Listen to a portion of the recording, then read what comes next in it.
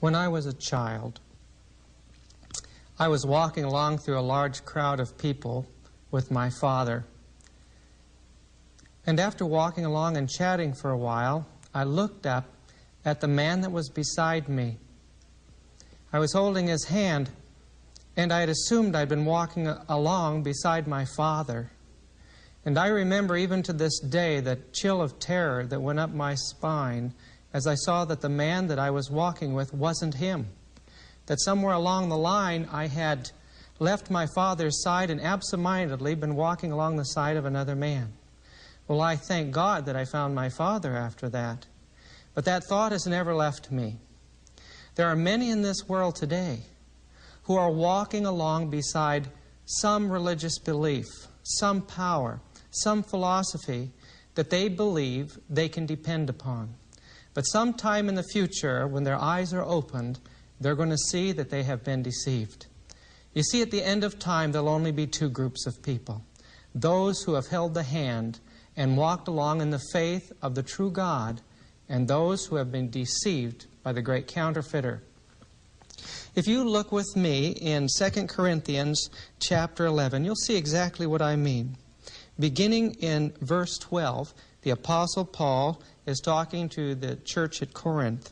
He says, "But what I do, that I will do, that I may cut off the occasion from them which desire occasion, that wherein they glory they may be found even as we." There were men that were entering the church claiming to be religious leaders, teachers of theology, and guides in the name of God. And Paul wanted to cut off the opportunity for these false teachers. He says in verse 13, "For such are false apostles, deceitful workers, transforming themselves into the apostles of Christ. And no marvel, for Satan himself is transformed into an angel of light." Now, the word light in the Bible means truth. Here towards the end of time, Satan will be such an angel of truth that millions and millions will be following him, thinking that he's the true God.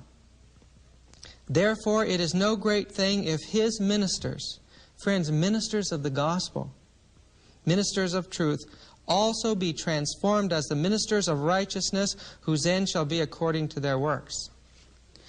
The frightful impact of waking up when it's too late and finding that you've been following the wrong God is going to happen to millions of people. In Revelation 16, beginning in verse 13 and verse 14, we see the impact that the movement of following Lucifer ignorantly is going to have upon our world. That's Revelation chapter 16, verse 13 and 14.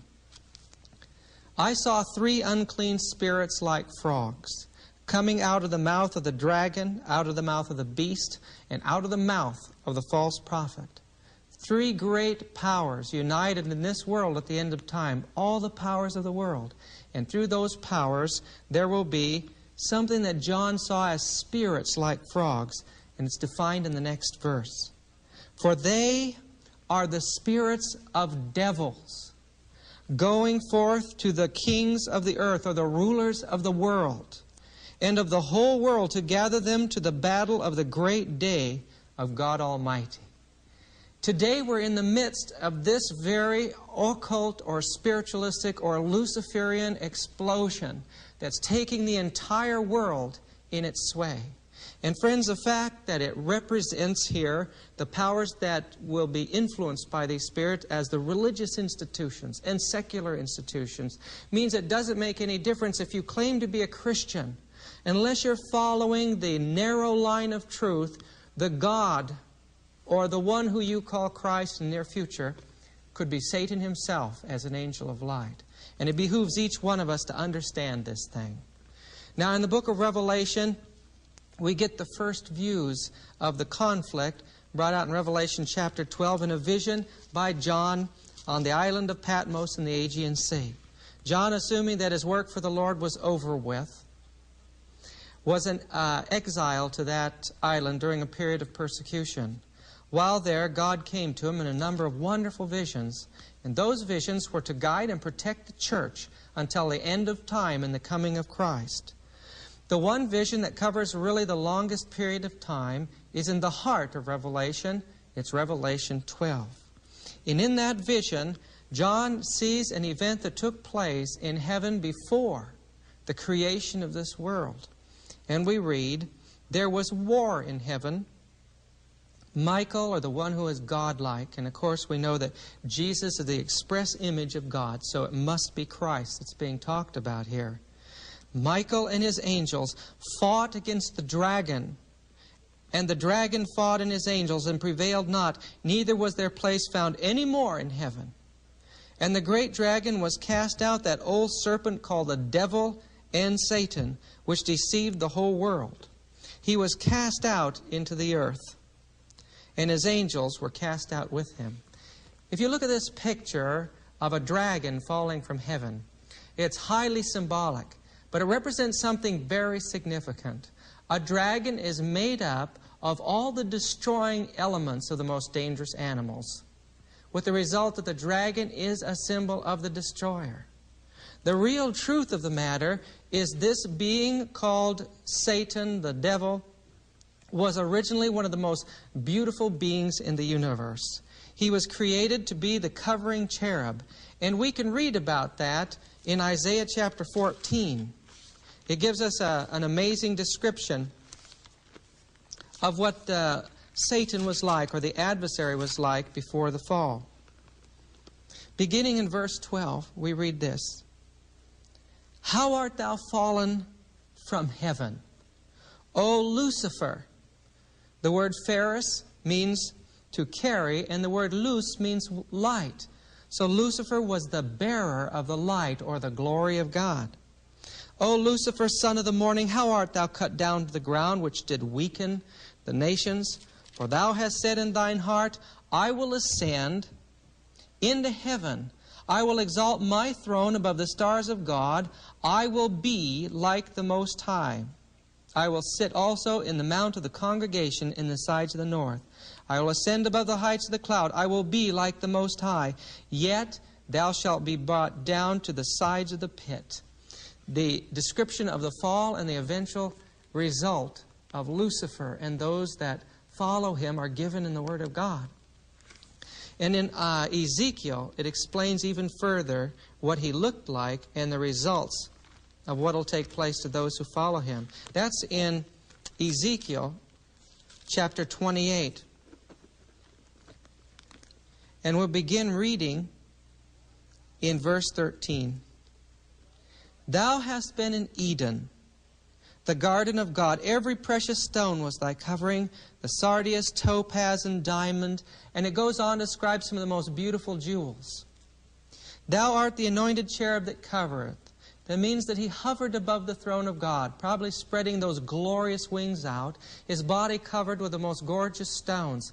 And as the light, or the luz from the glory of God, spread up through him, and he bore that, he reflected magnificent colors in all direction, one of the most glorious scenes that the angels could have beheld.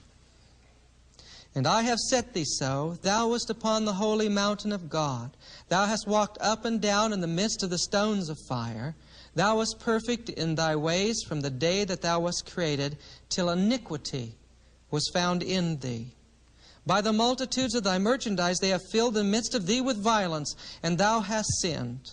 Therefore I will cast thee as profane out of the mountain of God, and I will destroy thee, O covering cherub, from the midst of the stones of fire.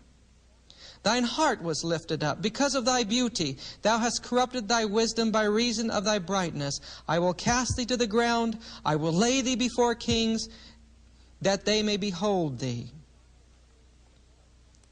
Thou hast defiled thy sanctuaries by the multitudes of thy iniquities, by the iniquity of thy traffic. Therefore will I bring fire forth from the midst of thee. It shall devour thee, and I will bring thee to ashes upon the earth in the sight of all them that behold thee. Satan and those that follow him, even if they sincerely are deceived, friends, are going to end up burned to ashes on the surface of this earth. Look with me in the book of Malachi, in the last chapter, chapter 4. And there's a description of what will happen at the end of this world's history.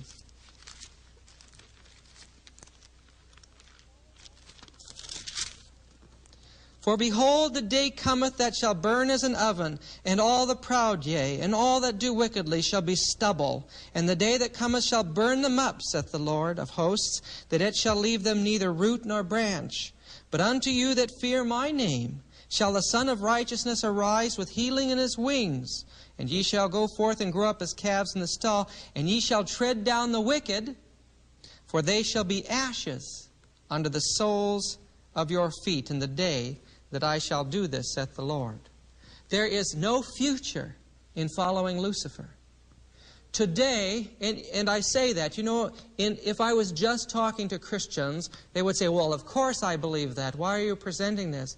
Because today, Lucifer is a beloved leader among the largest group of religious believers in the world. The worship of Lucifer is witchcraft. And that's the fastest growing movement in the world today. There are many today that are holding the hands of another god who are going to wake up in terror one day. Now you remember the story of Lucifer in the Bible, how he fell from heaven. God announced that he was now the adversary. That's the word Satan. And coming into the Garden of Eden, he took the form of a serpent, or a dragon, a winged serpent.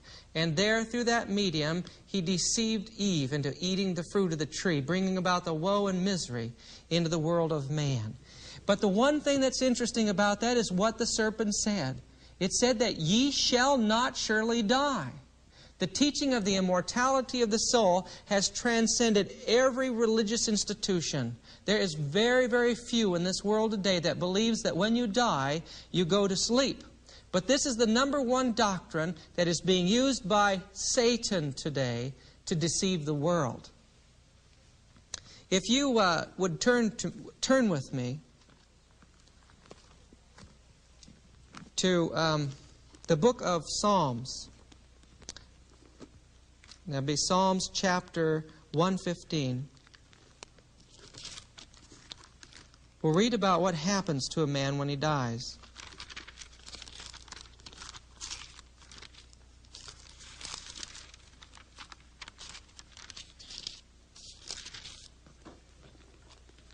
Verse 17, the dead praise not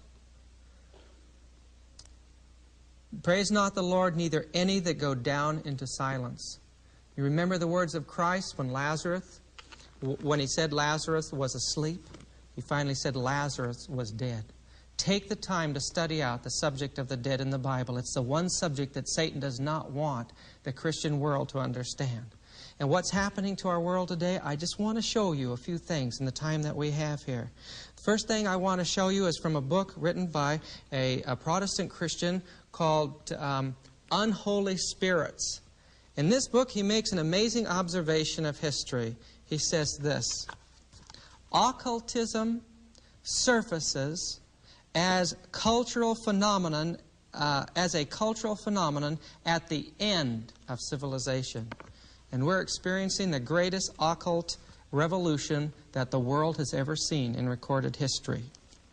He said the consistent occultism of the late Roman Empire overwhelmed the rational, confident aspects of older classical civilization and weakened it sufficiently so that only the Christian had sufficient authority and self-confidence to take over and rebuild its faltering institution. Occultism came at the end of the medieval world, not during it, contrary to popular opinion.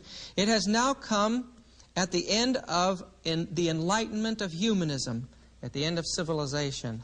The evidence that we have to share you that our world around us, and especially the United States, is saturated with the worship of Lucifer, is an indication that we have come to an end of civilization and to an end of the history of the world. I'll give you one example, and not necessarily from someone who's a Christian who's just looking at these things, trying to find little things to prove his point. But this book, called The Secret Teachings of All Ages by Manly P. Hall, one of the leading authors, writers, and historians in the area of occult theology, witchcraft, and masonry. He makes a statement that is quoted by Dave Hunt in the book, The Seduction of Christianity. And I'd like to read that to you. He says here, There is abundant evidence that in many forms of modern thought, especially the so-called prosperity psychology, willpower building, metaphysics, and systems of high-pressure salesmanship, that black magic has merely passed through a metamorphosis, and although its name may be changed, its nature remains the same. Modern thought today, modern psychology, human potential, the imagery, and all of these seminars that are going on mind sciences are a revival of theurgy, which was the art of controlling the world around you by your own imagination. It was called black magic, and it's taking the world today. These things should shock us and amaze us, and we should begin to research and study out where we're at individually in our relationship to the world to see if we're being deceived by these things. If you look at the slide, you see a picture of Lucifer.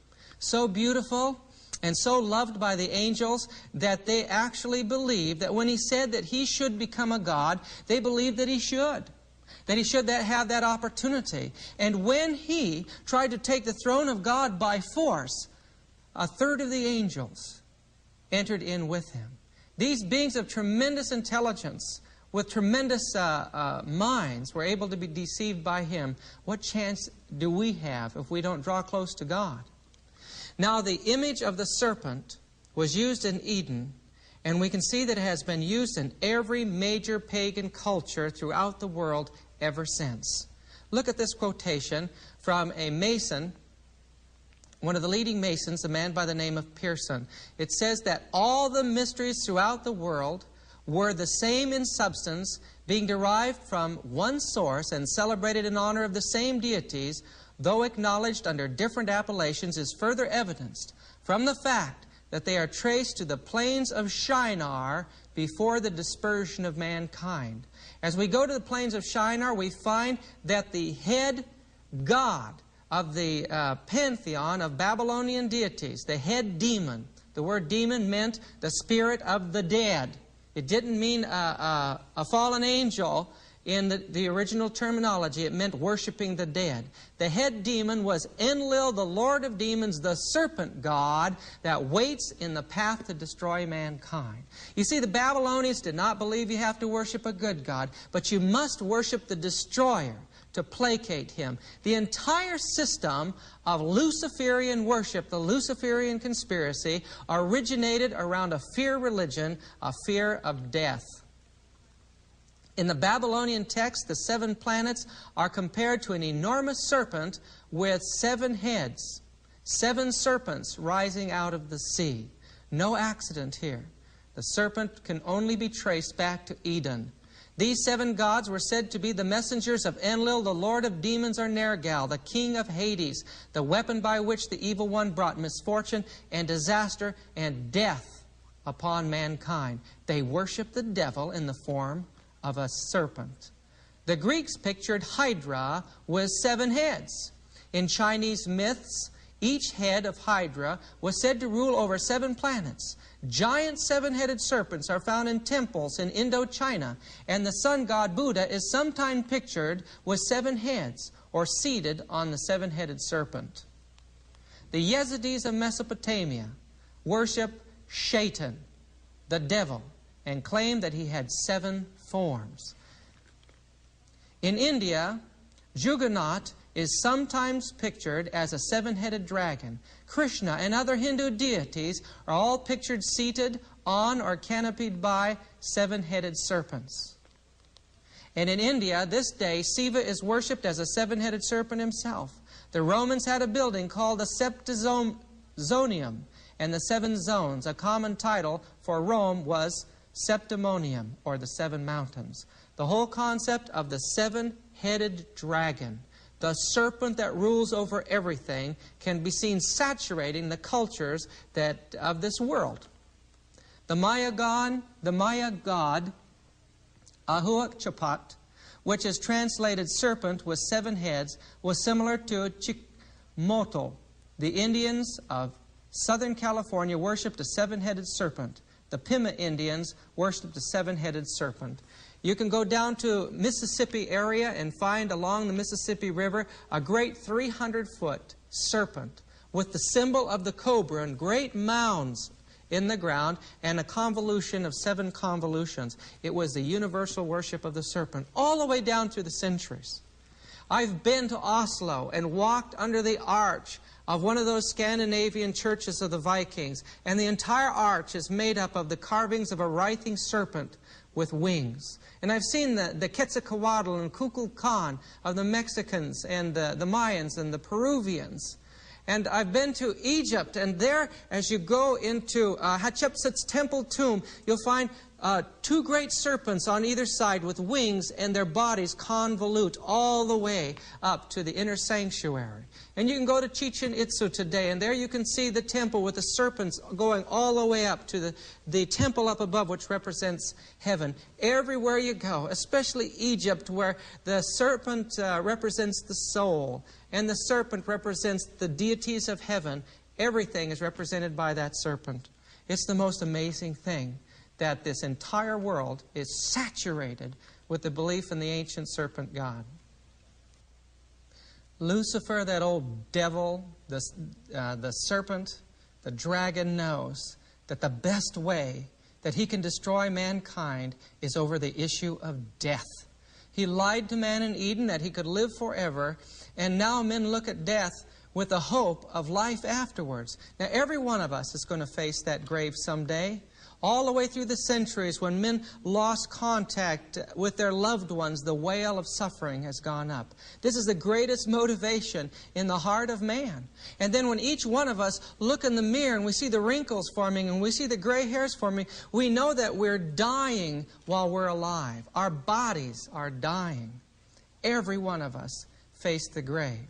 All the way through the centuries then, leaders, intelligent men, researchers have tried to delve into the mysteries beyond the grave and understand something of what happens there. They've tried to make contact with spirits beyond the grave, anything to find out where they could get a hold of the power. And so when you go into ancient pagan cult worship that revolves around the sun god, it all revolves around the worship of this life-giving energy that somehow man would somehow have the ability to contact God and get this power. The picture on the screen right now is the Egyptian god of the dead, Serapis. And notice that although he's the god of the dead, and these people used to eat little white circular cakes that were dedicated to this god in the belief that somehow they could get that god's power inside of them to give them more life. Look at the top of his head. He has a hat, and on it is a little branch that's budding. So the god of the dead, the destroyer, the one who's in charge of the grave, is also worshipped in the pagan world as the life giver. The whole concept of makeup was the idea that the spirits of the dead would come back to a priest, a shaman, or a witch doctor. And the witch doctor would direct the people to paint themselves up to look like this spirit in order to pay homage to it, to gain power from it. Now this picture here, a symbol of a copy of some of the ornaments that were used in Babylon, indicates the idea that these people would make three-dimensional images of the gods of the heavens in order to placate them or gain their power in sympathetic magic for the purpose of life, for the purpose of escaping suffering and sickness. Now, if you look at this picture here, this is offering the children to the god Moloch in the land of Canaan. Here, this image the hands would be heated up red hot, and they would lay the living babies on it, and they would play loud music to hide the screams so the parents wouldn't feel as bad. But the thing was, they were hoping that the energy released at the death of this baby would release forces that would guarantee fertility and guarantee blessings from God. So this dragon god is a symbol of the devil, who in every age has been looked to as the life giver, the serpent god. In the Roman Church, they have duplicated the universal idea of receiving life through eating the wafer. That wafer is in the shape of the sun god, the symbol of the life-giving power of the serpent god. Because the Roman Church grew to such tremendous power during the Middle Ages, so much of the research had to be done in the mysteries by the secret societies. In some of the old castles, men who worshiped the ancient Kabbalic rites of the Jews worshiped them secretly for fear of persecution. And other men that delved into other areas of witchcraft and communication with the dead had to do it secretly or they would be persecuted. For at that time, the Roman Church taught that communication with the dead was her area alone. And even to this day, she believes that instantaneous contact with the dead is to be in the veil of the Roman Church. So the real history of the occult during the centuries of the Middle Ages can be found primarily and only in the secret societies. Some of these societies would kiss a symbol of a goat god or the devil and would be initiated into the belief of the immortality of the soul and contact with the dead. Terrible oaths were accepted to keep the people from revealing what they were learning in these secret societies. In Masonry, which today is one of the most prominent of these secret societies, they utilize the Bible and make it appear to the initiate that this is a Christian religion or a Jewish religion. But when one gets into it, take, for instance, the teaching that it originated in Solomon's temple. They find out very soon that what the Masons are referring to here is that this temple is the temple of soul man, or the sun god, the life giver. The worship is the same as that of ancient Babylon. On the wall, you see this five-pointed star. It's an indication from their own writings that they take their initiation before a symbol of Satan. The symbols here on these Masonic staffs show that they worship the sun, the moon, and the stars. No matter where you're initiated, whether up the right side of these stairs or the left side, whether you come from the Jews, the Arabic line of Masonry, or whether you come from the Protestant line, no matter what, you'll be initiated into the mysteries of nature. When these people in the secret societies, whether Rosicrucian, whether Masonic, whether Jewish Kabbalistic rites, when they say our Father, that God is not the true God. They're holding the hand of a false God. And their Father is not the Father in the Bible, but it is that old dragon, the serpent, and Satan.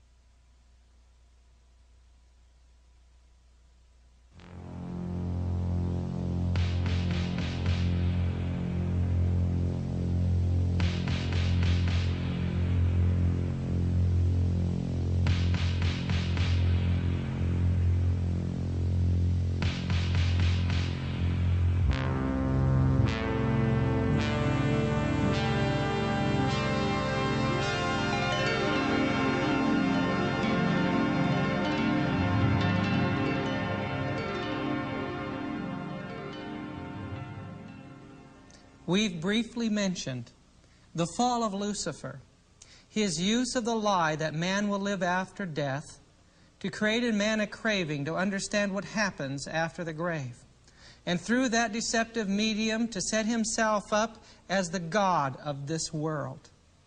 We saw the rise of false Christianity and her connection with the life after death.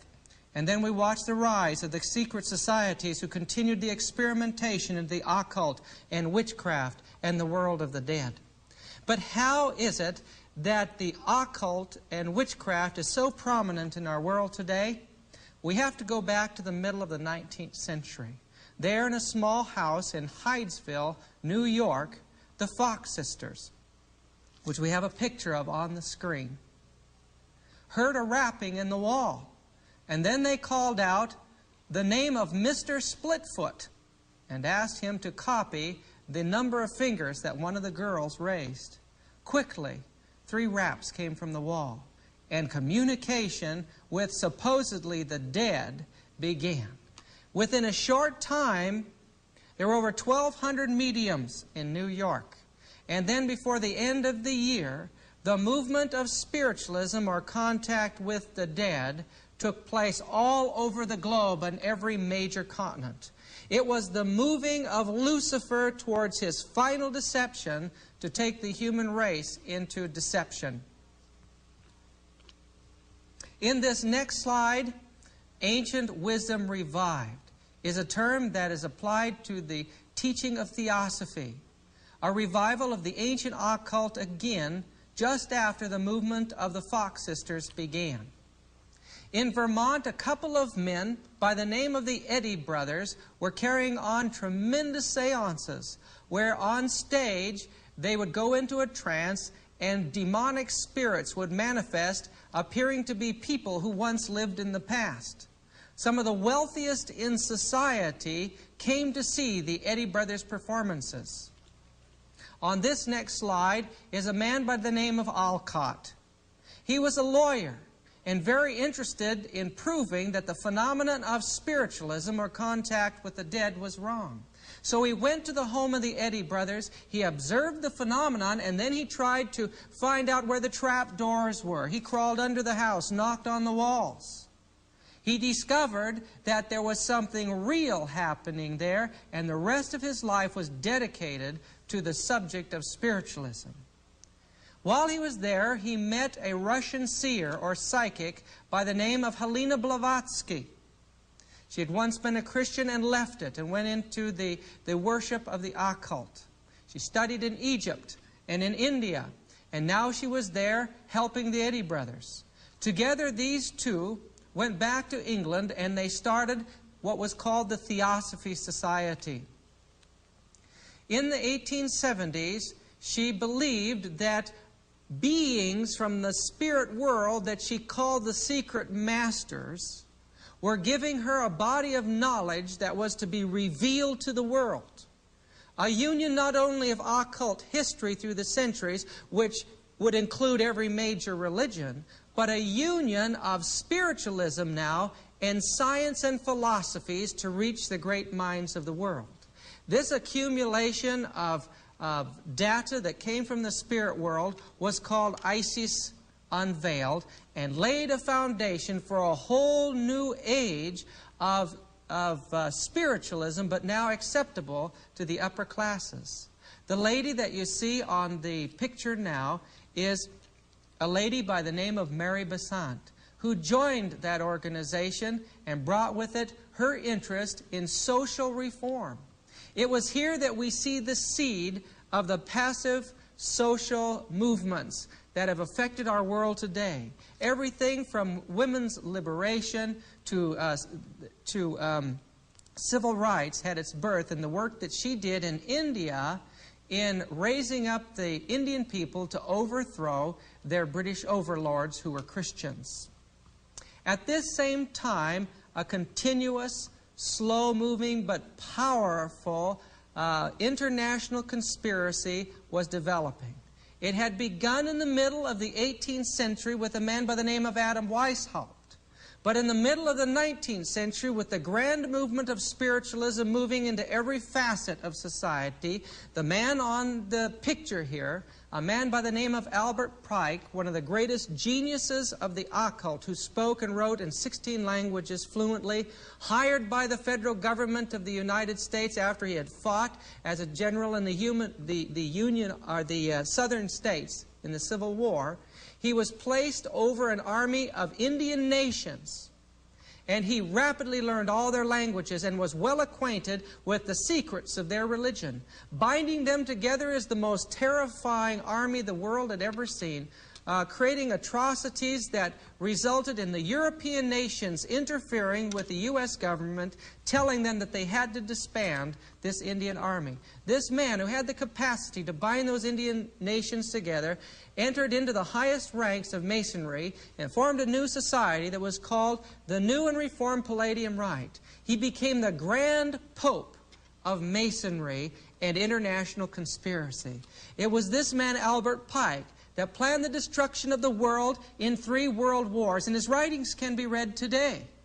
The plans were simply this: to open up Israel in the First World War for migration. In the Second World War, to work out things for it to become a state. And between the Second and Third World War, this occult conspiracy to dominate the world laid this terrible plan to build up the state of Israel financially and militarily, and to build up the Arab nations. And then when they reached an apex and balance of power, and the world was lined up on either side of the issue, to create incidents of war in that part of the world, to result in a great cataclysm. And in his own words, the purpose was to cause a great cataclysm, a great final war that would destroy both Christianity and absolute atheism. And the masses, discouraged with either one of these, would then turn to the truth, the religion of Lucifer. He made it clear to the people that Lucifer was a god that the people worship without any fear, without any superstition, that he was the brother of Jesus, he taught. But Lucifer had been lied about and maligned by Jesus, who they believed was the ruler of the dark side of the force, the evil god. And that one day in the future the Christians would be destroyed, and Luciferianism, this religion of light as they called it, would rule the whole world. This is at the apex of the entire movement of Lucifer today. The book that you see on the screen, Morals and Dogma by Pike, was written to give us an idea, or was written for Masons in each level of initiation up to the 32nd degree. Above the 32nd degree, it'll take up to 15 years, thousands of dollars, and traveling around this world to special retreats for instruction to get to the 33rd degree. Most people believe there's only 33 degrees, but now we know from study that there's degrees up to the 90th degree. Aleister Crowley was a 90th degree Mason, and he started the Rosicrucian Society in San Jose, indicating a close union. A friend of mine became a Rosicrucian, and one of the first things when he was initiated that he learned was that he would very soon be met by something called the White Brotherhood, who would teach him the mysteries, the secrets of the spirit world. Very soon he found out what it was. The Great White Brotherhood was the spirit world, and in his dreams he was taught the secrets of the occult.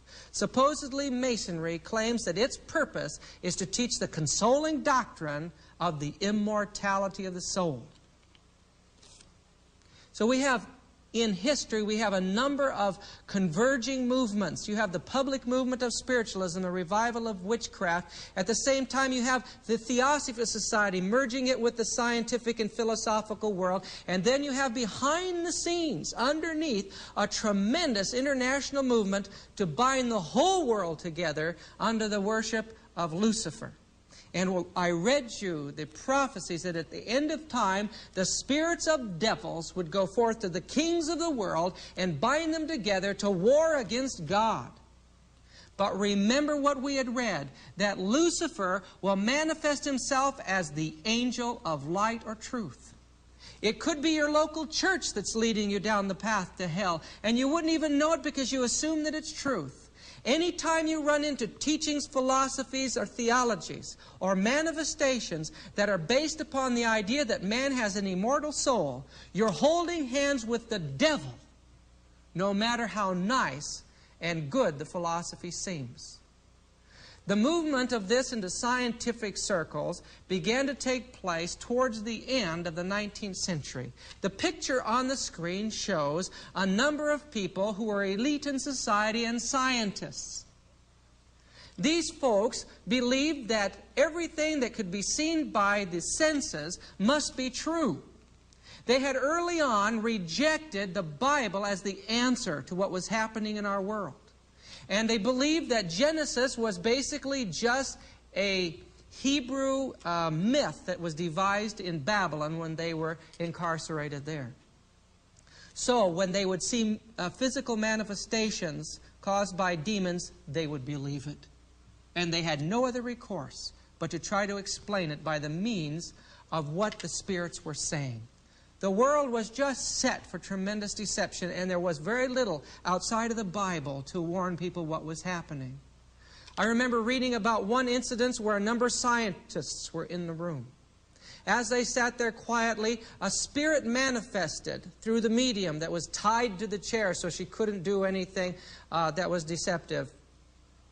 One of the scientists believed that it was a hoax, and he dove on the spirit to grab it and tear the clothing or the sheet off, to be soundly beaten up, beaten to a pulp, and then the spirit disappeared. We're dealing with terrifying powers when we're dealing with the occult. Do you think that man was a believer after that? Of course he was. The only ones that aren't protected from this are those who know their Bible and know that the dead know not anything and can command these demonic spirits to leave in the name of Jesus. One dear Christian woman, after her husband passed away, spent many lonely nights. One day she came to her pastor and she said, "Pastor, I can't bear it any longer. I don't know how long I'm going to last. Every evening, my husband comes through the doors in our living room and stands there and stares at me. And each evening I quote the Bible that the dead know not anything and command him to leave. And he turns around and walks away. But she said, I am so lonely. I don't know how long I can bear this. I miss my husband so badly." And the pastor and this lovely lady prayed together, bound the powers of the demons in the name of Jesus, and it never came back again. That's evidence, friends. Evidence that these spirits are not from the other world. It wasn't long ago, while I was in Berkeley doing a missionary project there, that a man came and introduced himself as a high priest in the occult. He said that he had 119 spirit guides that guided him, manifested to him, gave him powers and abilities, and he led out in a witchcraft cult or witchcraft church. I asked him if he would like for me to get rid of his demons for him. And in terror, he walked away. Friends, I don't care what these beings say. At the Word of God, they disappear. Please study the Word of God. If you look at this screen, you'll see two ladies, Leonora Piper and Eusebius Palladino. Leonora Piper was from the United States. Eusebius Palladino was from Italy. These two women were constantly surrounded by supernatural activity and became the focus of a number of scientific investigations because of just a few demons, maybe one, doing things around these women. The entire intellectual world was largely swayed by the manifestations. I don't care how intelligent a man is.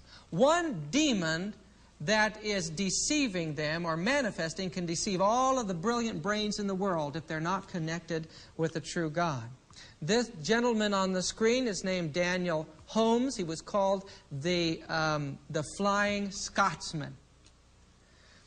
Daniel had so many manifestations that at one time scientists began to gather. In one episode that I read about, a group of these scientists were in his living room, several stories off the ground. The window was only open about 18 inches. And as they waited there for Daniel to come in, they were beginning to get a little irritated. When in a moment something whooshed through the window and Daniel was standing in the midst of them. The scientists demanded that he do it again. They didn't have a chance to analyze what had happened. And as they watched, before their astonished eyes, his body became stiff as a board. He levitated up into a horizontal position off the ground and whooshed out the window, hovering outside the window for a while, and in a moment whooshed back in, stood up, and began to talk. How could these men disagree with what their eyes were seeing? Before or just after the turn of the century, research libraries and research of this type began to develop. This is a picture of Harry Price in the National Laboratory of Psychical Research in London, 1927. When he started out, some people thought he was rather strange. But listen, with a collection of photographs and sounds that were gathered by this man, and prints and footprints and fingerprints and things that were gathered, the phenomenon that was observed, people began to believe it in the scientific circles. Also, I want to add here another movement of spiritualism that many of you need to know about. In the middle of the 19th century, in a whole other vein of activity, something that would be later called the Aquarian Age or New Age movement was beginning to have its seeds. In 1844, a man was born by the name of Eliphas Levi.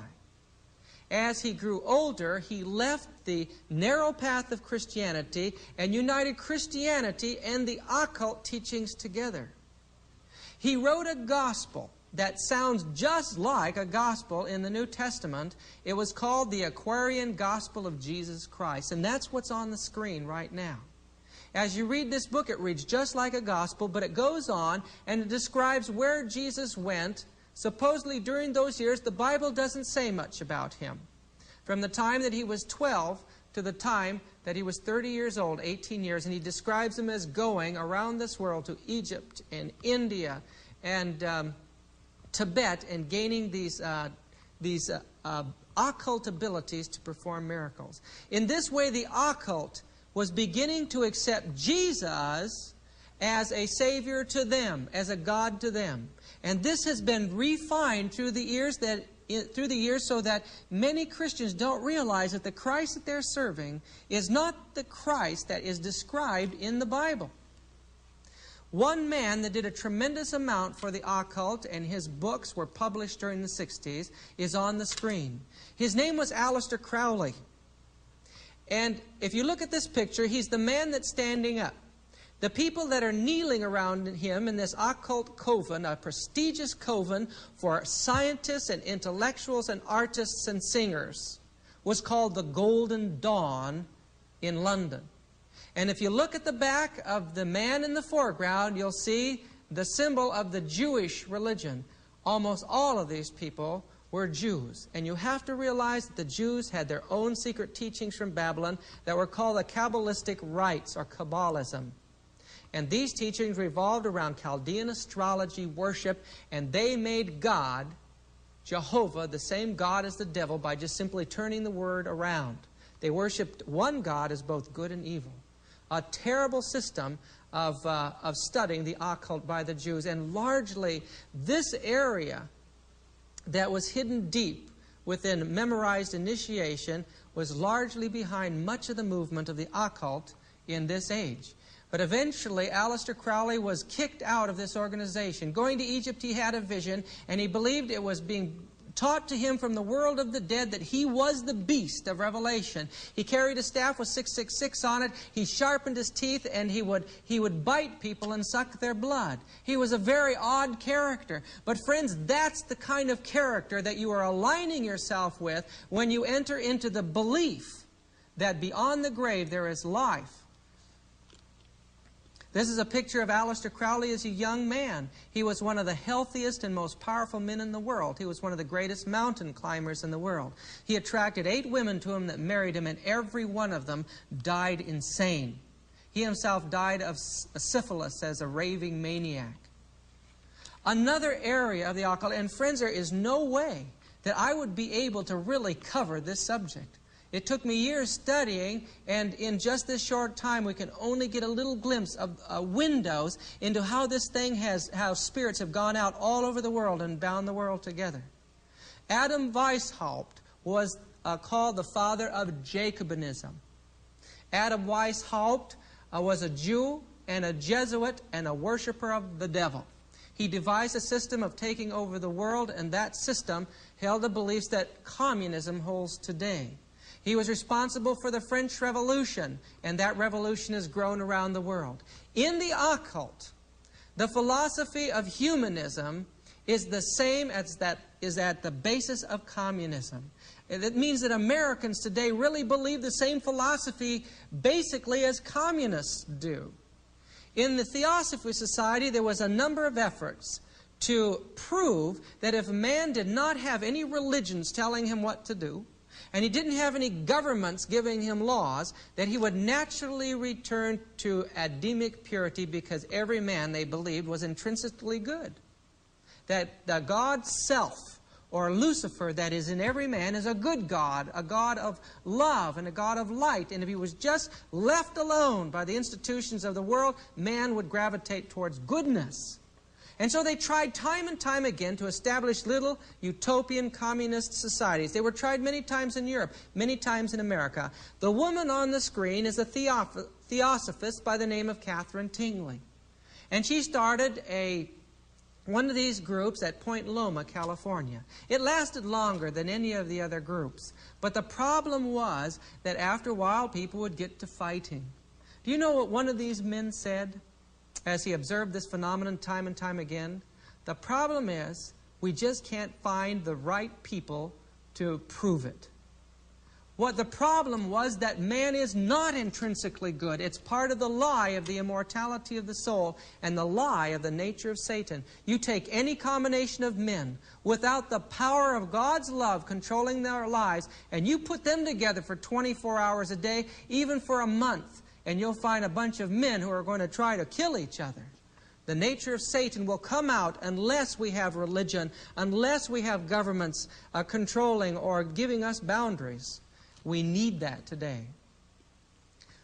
Annie Besant, the one that I had mentioned, that came into the Theosophy Society and was largely involved in developing the concept of civil unrest, pacifist resistance to take over governments, later took the place of the seer Madame Blavatsky in what was a portion of the society that was considered to be esoteric, or that which studies the metaphysical elements of things. Now, Annie Besant was an interesting woman. She was very, very brilliant.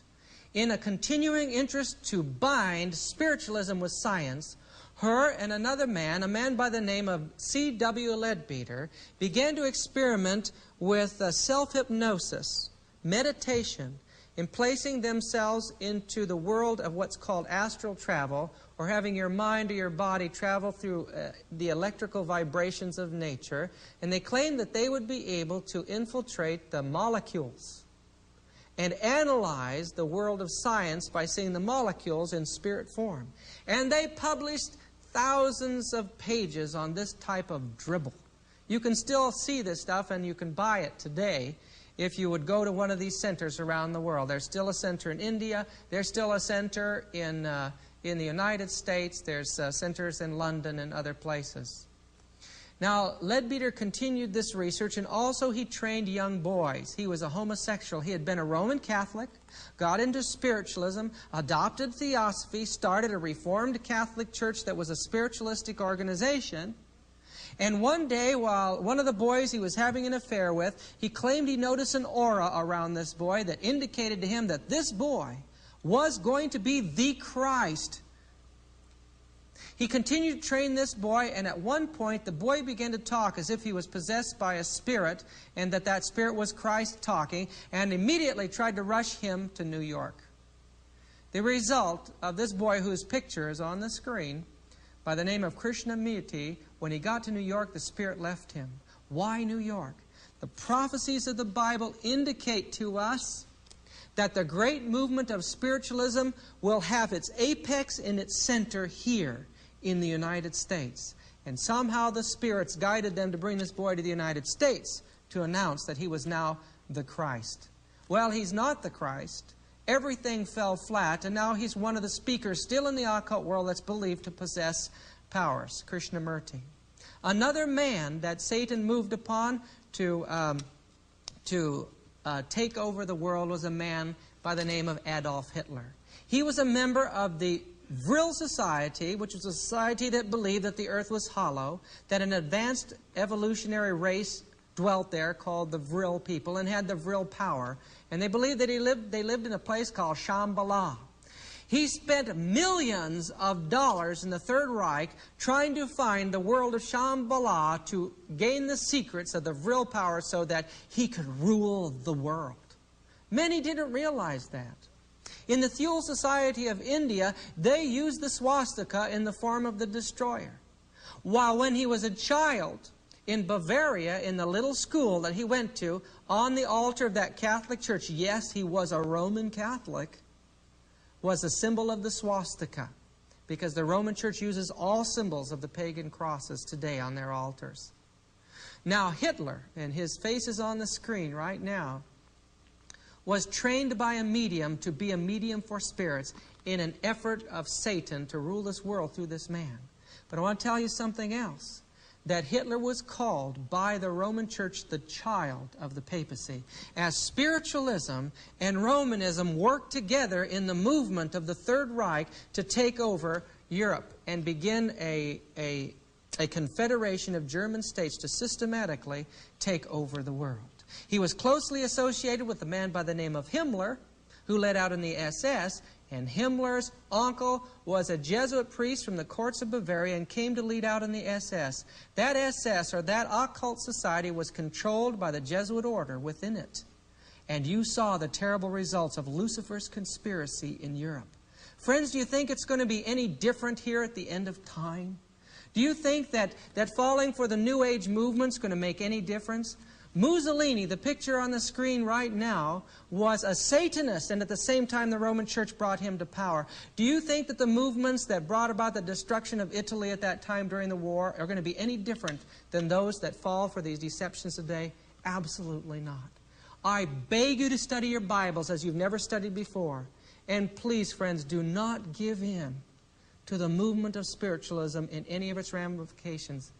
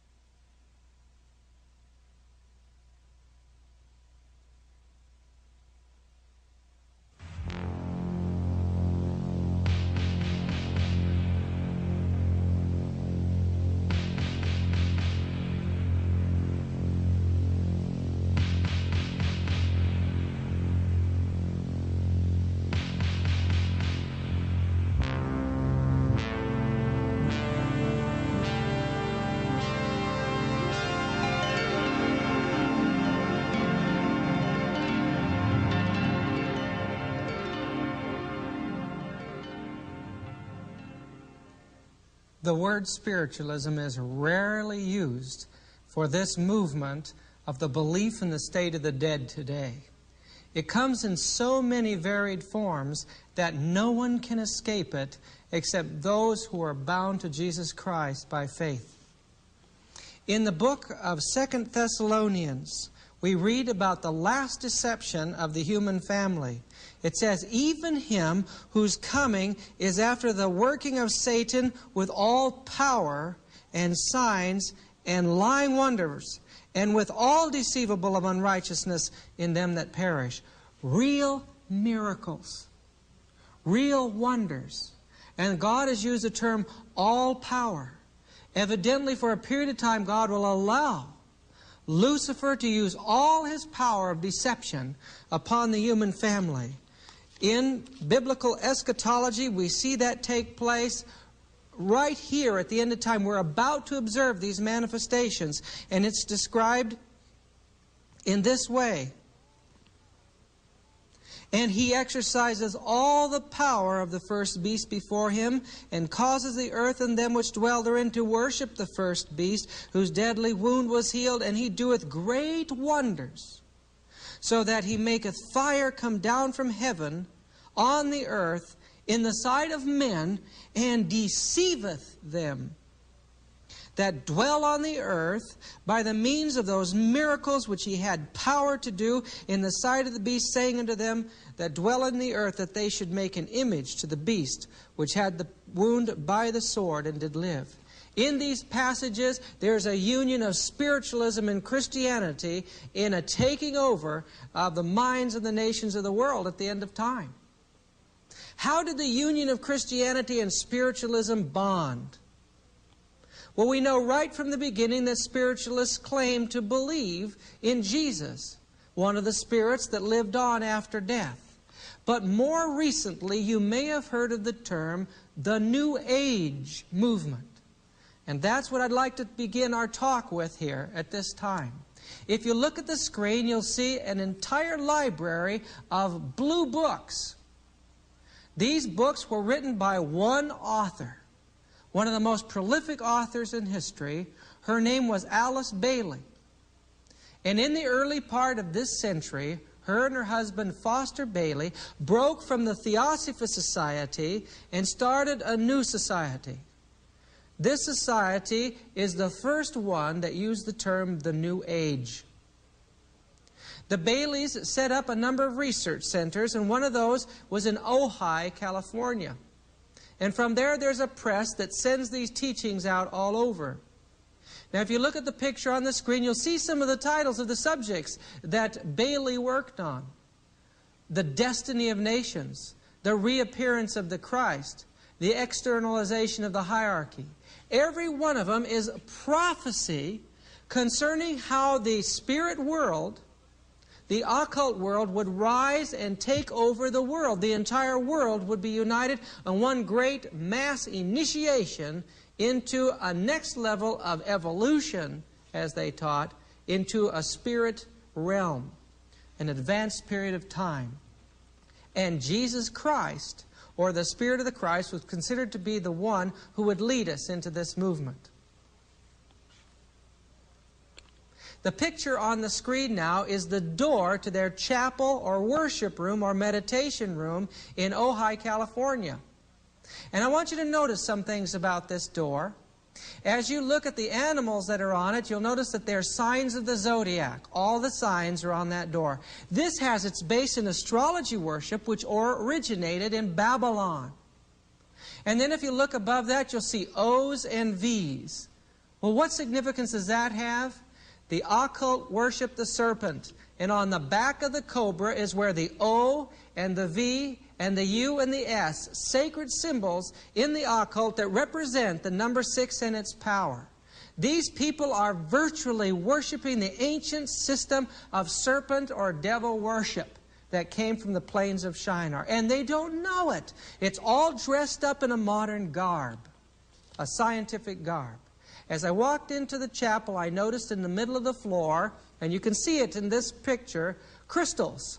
They believe that energy from nature will be attracted through the crystals and then congregate around the area where the crystals are, and those who come to meditate in the room, like the gentleman that's on the screen right now, will be able to unite with nature better.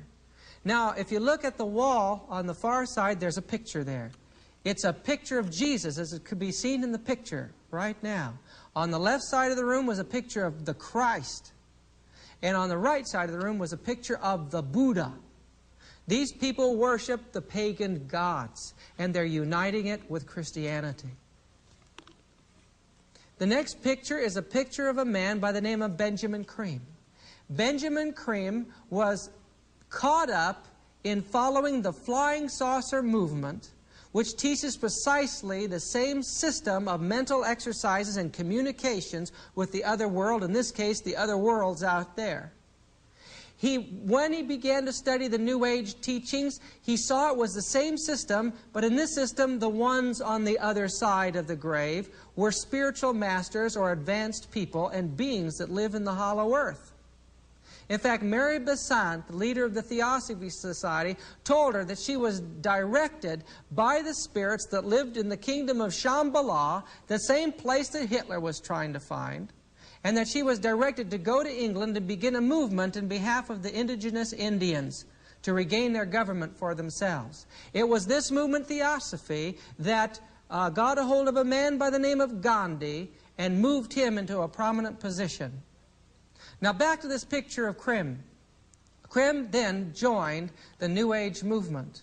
He claimed that the Christ would come and that his name is Maitreya, the Buddhist name for the coming one, the loving one that's coming. He claimed that this Maitreya would fulfill all of the prophecies of all of the religions around the world, and took $200,000 of his own money and purchased full-page advertisements in the pages of the newspapers of the world. Even now, these people still claim that this man is simply waiting, a Pakistani man in London is waiting for the time when he is to go forward and manifest the Spirit of Christ before the world and lead them into this next age. Benjamin Crane wrote this book that's on the screen, The Reappearance of the Christ and the Masters of Wisdom, the Spirit World. The picture that I'm showing you is the World University of America. It's one of hundreds, if not thousands, of institutions in America and around the world that are presenting the idea that all religions are really one religion. When one looks behind the symbolism of all these religions, they believe you find the one universal religion. And when I went to this place, I was curious to talk to the person who was in charge, and it was a fairly pleasant lady. She had a number of doctorate degrees in comparative religion and philosophy and theology. And she was a very, very capable woman. And as we began to talk, and I mentioned Jesus, she says, we teach that Jesus was an important person here. And I talked about Lucifer. Yes, she knew what Lucifer was. And I said, now, you know that Lucifer fell from heaven. And she said, he never fell from heaven. Lucifer never fell. And she completely lost her composure. She says Christianity is a bloody religion, a terrible religion, a religion of hate. And there she exposed who her real God was. They believe that Lucifer never fell and that Jesus is the evil God. And many of her students will never know that. They tell folks that this is non-sectarian, but in fact it's a tremendous movement to establish Lucifer as the God of this world. The picture on the screen now is the chapel where the people come to get their instruction and their meditation. And it has the same symbol that is found on your dollar bill that was designed by the devil-worshipping Jewish Catholic priest, doctorate of canon law, Adam Weishaupt, who established the system of the Illuminati, or Luciferian conspiracy to take over the world. It's all working together. The kings, or the spirits of demons, are going forth to the rulers of the world to gather them together today. Now, the New Age teaches that the sun passes through 12 houses in its own cycle of its own zodiac. They claim that this cycle of going through one phase or one house of the zodiac takes place every 2,000 years. The picture on the screen right now represents the last period of 2,000 years. They say that that was the period of Christianity. And the picture shows two fish swimming in the opposite direction, one upside down from the other, tied together, and they believe that it was a period of bloodshed, violence, and confusion, although they believe that the Spirit of the Christ wanted to teach love and wanted to teach the social gospel. Now they teach that the new avatar would arise and the Spirit of Christ would come into him at the beginning of the next age, or the Aquarian age, symbolized by one pouring water out, symbolizing this a period of rising above and a period of occult supremacy. The picture on the screen now is the picture of the New Age Christ. If you look at the eyes, those eyes look exactly like the eyes of Charlie Manson, one who's still serving a life sentence for the brutal murder of a number of people. And the face is radiant because it's supposed to display that the Christ possesses this man, and his effulgence goes out to the world, guiding man into this new age. It'll be Satan personating Christ in a last great effort to deceive the world. And scientists, men with intelligent minds, men who we look up to, teachers, educators that have turned aside from the Bible because of Satan's delusions and followed the teachings of evolution and atheism, even in this grand country that was established upon Christianity, are laying a foundation for deceiving the world by research into what they call psychic phenomenon. Millions of dollars are spent in this country and millions around the world to investigate the phenomenon of spiritualism today. And of course, there's no way of going into some of these areas in a short talk like this, but scientists, educators, And young people going through the educational system are being dragged into spiritualism through science today. You've heard of Kirlian photography that's represented by this picture on the screen. It's believed in the occult that every individual has this body that lives on after death. This body is an energy field that they believe cohabits ours, and that through certain mental exercises you can control that body. Like in the picture on the screen right now. It shows a man leaving his body connected by an electronic thread that comes from the pituitary gland in the brain. They believe that through mental exercises that a person can actually leave his body, travel around in time and distance and space, and then come back to his body at will. And thousands, if not millions, of young people have been deceived by this in workshops in our state universities. You can get a 4-year degree in witchcraft today. The last time they surrounded the administration building in Berkeley, California, to do a student demonstration, it was a group of witches with robes, students in the classes there at the college holding hands, doing a witchcraft chant. That's where the world is going today. The next picture is a picture of Edgar Cayce, who made the whole concept of holistic medicine very popular by his psychic readings. He claimed, just like a Hindu guru would, that his mind made contact with a secret place in the universe called the Akasha Records, where he's supposed to have gathered all this knowledge. Because of so many of his unconscious readings became accurate, again it added fuel to the idea that the human mind can contact the world beyond and be used for humanitarian purposes today. And that's why this picture on the screen here shows a holistic health food store. Many people don't realize that much of the holistic movement is bound in witchcraft and occultism today and is an evangelical tool for the devil. People in this movement believe that they're improving their body and mind. They are. But they're improving it for the purpose of communication with the spirit world. Many of these people are actually more sincere than our Christians. When my wife was having our last child, we didn't want to have it in a hospital, so we looked for a midwife. We found a wonderful young woman, and her whole interest in life was in serving people. And as we talked with her, we knelt and we prayed with her, and she would pray to God.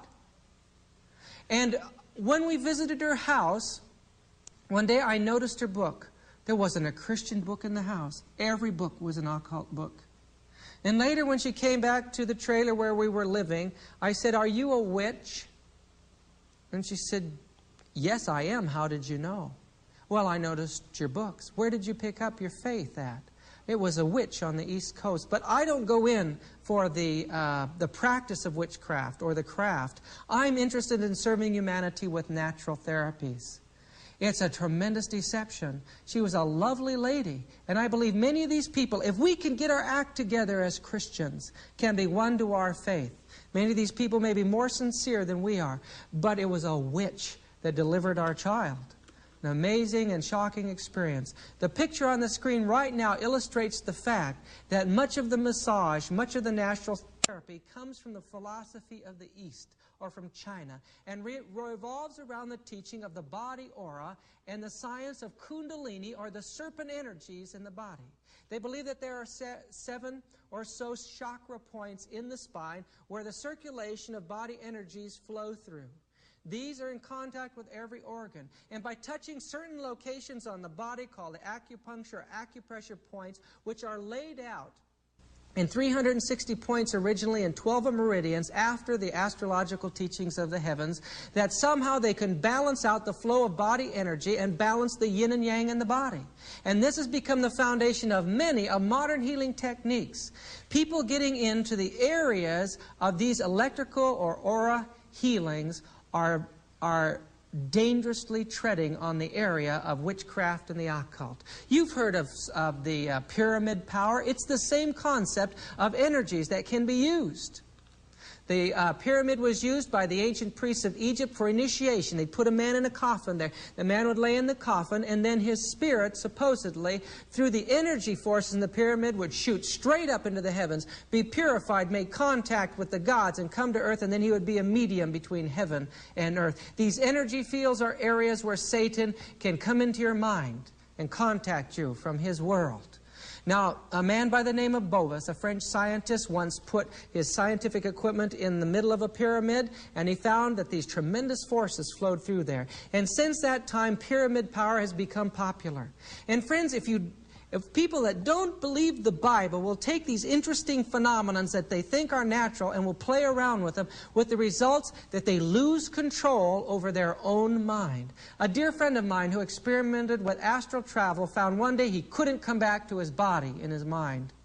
He was being thrown through outer space, through the stars in his thinking, and he was being taken to destruction, and he cried out, even in his ignorance of God, he cried out, "God, save me."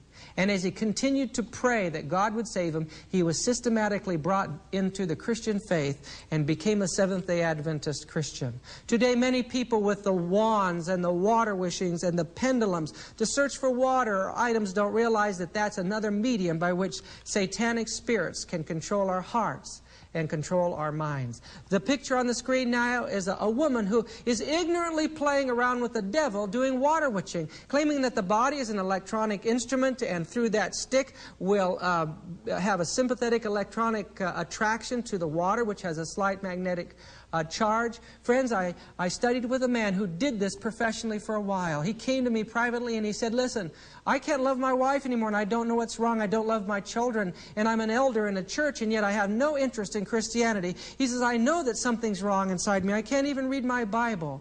We got down on our knees and prayed. I found out that he had done water witching and we bound the power of Satan. And I had him confess the sin of being in contact with the occult. 2 weeks later, his wife came to me. She says, "I don't know what you talked to my husband about, but he's not the same man. He's out there visiting people in their homes and praying with them. He studies his Bible every evening, and we have the most loving relationship today." Friends, you get involved with these spirits and you lose the joy of life that can come with a proper relationship with God. The picture on the screen now, a dragon with two little children, illustrates the kind of things that many people's minds have been grown up on. Look at this, Mickey Mouse, the Sorcerer's Apprentice. You probably thought that at least Disneyland was okay, but it's not. The next scene shows Mickey Mouse from his fingers coming electrical energy of witchcraft. Disneyland and these cartoons and television is a means by which occultism is being pumped into the minds of your children. Get the television out of your house. Destroy it if you have to. It's one of the main mediums for spiritualism today. Today, some of these great movies, like the one on the screen called Gremlins, take the images of devils and embed them into the minds of children and create whole avenues of terror that can be tapped in by demons as we enter into the time of trouble. And you're making it impossible for your children to find a Savior in this way. Demons are entertaining our children across the screen today.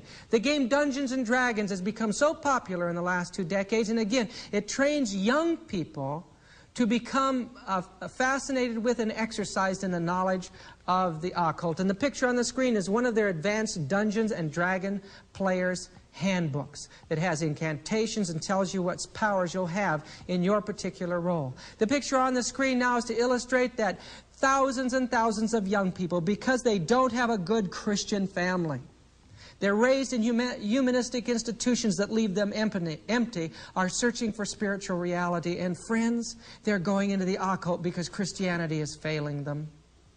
Where is the hope for the future? Look at the picture on the screen now. Doesn't that tug at your heart to see little children raised by people who have come into the occult? What hope do they have? There are probably about 4 million children today that are missing, and many of them are used as human sacrifices. And that information can be documented from many sources and television programs that have tried to warn parents of the dangers of these covens. The picture on the screen right now is a coven. This was published in National Geographic. A coven is usually a little witchcraft church group of about 13. When the picture was taken, they noticed blue electric energy across that screen around this group. And look at the children, what chance do they have? We need to be close to God and be solidly founded upon truth, and then we need to reach out to these people. Children are being trained in the arts of the occult that are thousands and thousands of years old. Many of these young people are brought into this while they're in high school. Look at the picture of this witch's face on the screen today. These people are not happy. They're searching for something. And many people go to their death dying of drugs or being destroyed by demons or something in one way or another, thinking that they'll find power and thinking that they'll find happiness in these movements. The book The Necronomicon and other books like it can be found on almost any bookshelf in any bookstore. These books tell young people how to make the symbols on the floor and how to call up demonic spirits to carry out their own will. And it works. How terrifying, because once you think you're using those demons, you find they've taken over your entire life. Many of these young people commit suicide or their lives are ruined. The picture on the screen is a mass murderer. Many of the great mass murderers of the last 2 decades have been people who have been controlled by occult. The son of Sam, the man on the picture right now, claimed that Sam was the devil and that he had an insatiable desire for blood. The new movement of ERA, the effect of humanism on our educational system today, are destroying the very fabric of the family. The picture on the screen now, the NEA, the National Education Association, is enforcing the concept of humanism, which is in reality the philosophy of witchcraft. Many people don't even realize it. They have the basic philosophy of witchcraft, although they'd be horrified if they thought that that was the case. When these humanists get a hold of our children in the schools, they do everything they can to erase and destroy the family and Christian culture. Today, astrology is coming back. The picture on the screen shows a baby controlled by the planets. People believe that as they're born today, that they're under the control of the planets, just like the old occults during the ignorant periods of time in the past. Ouija boards, the picture on the screen, is outselling Monopoly today. And when people touch that little indicator that goes from letter to letter, they're actually being guided by spirits from another world. There are many books that have exposed this thing, but who's studying? Who's reading? And who's preparing for what's coming? The United States and the world will degenerate into the same world as India, like the picture on the screen. I've been to India, friends. I've seen the result of New Age thinking on the lives of those dear people. Thousands and thousands of them are on the streets today, and every evening they have to lay in the dirt on the side of the road. Millions of them live in shanty towns, and they have no hope of the future except to be reincarnated in endless cycles. It's destroyed an entire civilization, and God has allowed us to see that, to know what's happening to our world, and He's going to interrupt this thing. This movement is a conspiracy. If you look at the picture, you'll see the Aquarian Conspiracy, a book by Marilyn Ferguson that came out in the 70s that gives us or the early 80s, that gives us a picture of the fact that there's a vast coalition of occult interests around the entire world that's moving us reluctantly but forward into a whole new way of thinking, a whole new age of occult supremacy. The work of men through the dark ages of conspiracy are now blossoming in the world, and we're finding ourselves bound by Satan. In the book, A Trip into the Supernatural, Roger Morneau found out the secret of the New Age. In that book, he points out that as he came into this devil-worshipping group that worshiped fallen angels, that in the worship room they saw a painting. And he asked, who's this a painting of? The priest says this is a painting of Satan. Yes, he says, you probably wonder where the animal-like characteristics have gone. And this priest laughed. He says it's very important that Satan or these demons make it so that people do not believe that spirits really exist, so that they can control in the years ahead. He pointed out that all a person had to do to come under the control of the devils that these men worship was just not align themselves with Christianity, and they would naturally become under the control of the devil and become part of his kingdom at the end of time.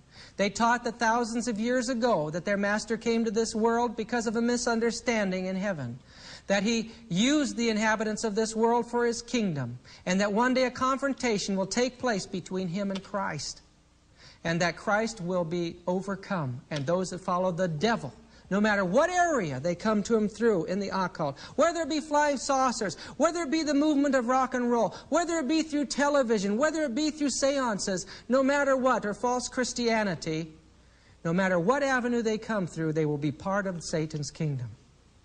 When a man enters upon the pathway of self, says Spangler, he enters in a new realm of evolution that's controlled by Lucifer.